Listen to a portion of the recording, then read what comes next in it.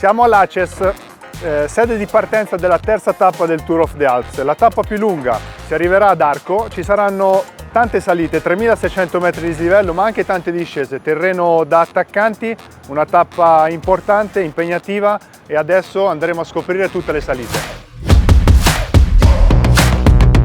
Dopo 25 km pianeggianti raggiungeremo Lana, l'abitato di Lana, dove inizierà il passo Castrin, la salita più alta di questo Tour of the Alps con i suoi 1580 metri. Di fatto questa salita sancisce il passaggio tra l'Alto Adige e il Trentino. La salita si suddividerà in due parti, la prima parte di circa 7 km al 6-7%, e la ultima parte, quella di 7 km, avrà una pendenza media quasi del 9,5%, quindi una salita molto impegnativa e molto lunga. Sarà lontana dall'arrivo, ma sarà sicuramente un trampolino di lancio per coloro che amano attaccare da lontano.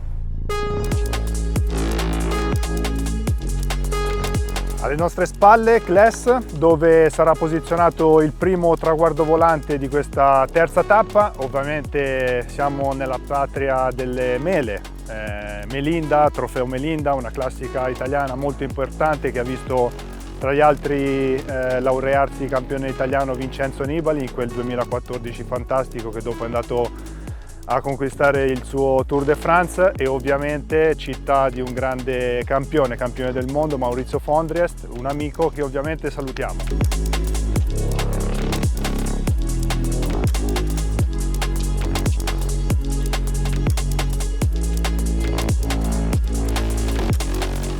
Siamo sulla salita di Andalo, praticamente una salita di 14,4 km.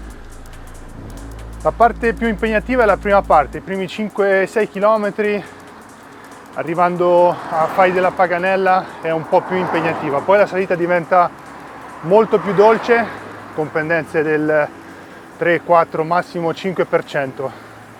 Una volta scollinati al Gran Premio della Montagna mancheranno 60 km al traguardo, di cui i successivi 25 saranno di discesa, quindi sarà un antipasto per i corridori per andare a trovare poi le ultime due asperità di giornata.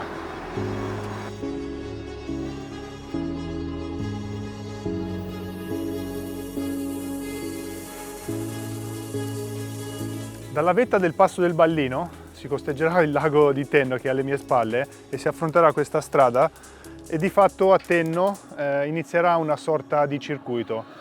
Al primo ingresso di Tenno i corridori andranno sulla destra e affronteranno la discesa del versante di Pranzo, per poi risalire verso Villa del Monte, dove sarà posizionato il traguardo volante a bonus. La salita non è una salita molto impegnativa, sarà sul 5, massimo 6%, misurerà 5 km e 300 metri e dallo scollino mancheranno 17 km all'arrivo di Arco.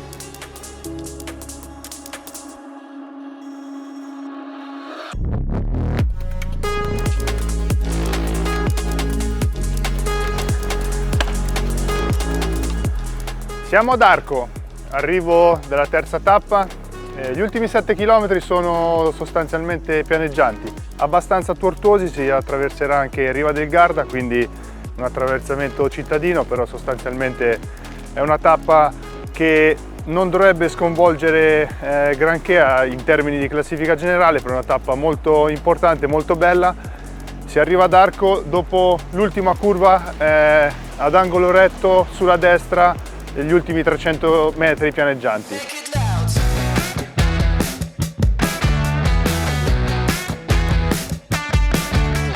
Ad Arco si respira ciclismo, basta vedere quanta gente va in bici in questa città. Arco ha una grande tradizione per il ciclismo, perché qui è nato il Giro del Trentino.